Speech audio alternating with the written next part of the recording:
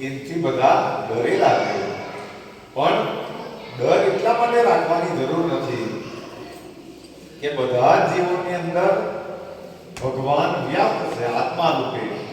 એટલે જેવા જેવા આપણા કર્મો હશે તેવું તેવું આપણને ફળ મળે.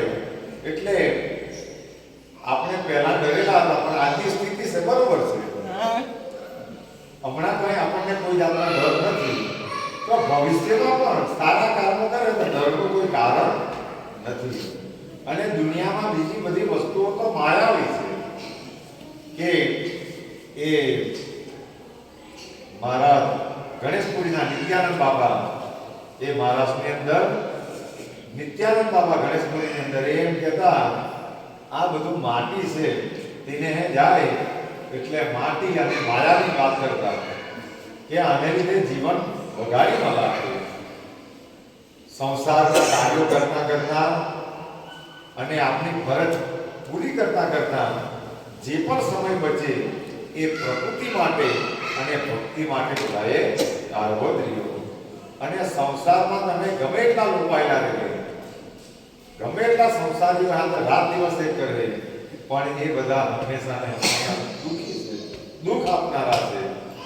એટલે માયાપતિ જેને કહેવાય એને શરણમાં જેટલું પણ સમય લેવાય તો એ રહેવું જોઈએ.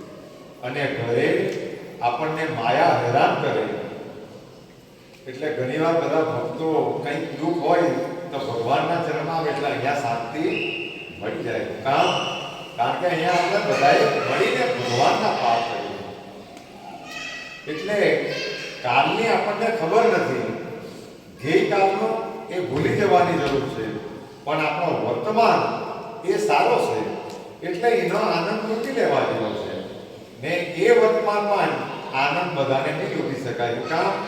કારણ કે ભવિષ્યની ચિંતા કરે, ભવિષ્યની ચિંતા કરે અને ભૂતકાળ જે વીતી ગયેલો તેની યાદો કરીને માણસો દુઃખી થાય તો હાથે હાથે વર્તમાન પણ બગડી જાય.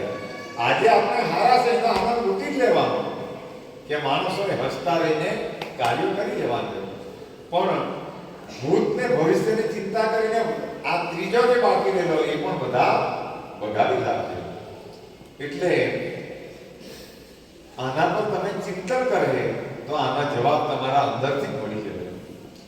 આપણે ચિંતાઓ કરીએ જોઈએ તો એના માટે માથું પણ પટકી દેવું તો પણ સાંઈ બાબા જેવા સમર્થોએ એમ કહેલું કે ભગવાન સિવાય માણસોના દુનિયામાં બીજી નથી. બસ આ પકડી લેવાનું. આની ભક્તિ જે કરે એનું એ કર્મ હારા કરે એટલે તેનું સારું થાય, અને જે ખરાબ કર્મો કરે એનું પરિણામ પણ ખરાબ જ આવે. એટલે એના માટે વિચારવા માટે ભગવાને આપણને બુદ્ધિ આપેલી છે. એ બુદ્ધિનો ઉપયોગ કરીને આપણે સારા કાર્યો દુનિયા જે કરે છે, કારણ કે દુનિયાના રંગ હજાર છે, પણ માણસોને એકવાર એ સમજમાં આવી જાય કે એના અનુભવ થાય કે મેં સારું કાર્ય કર્યું અને સારું ફળ મળ્યું તો પછી તે કરવાની જરૂર છે.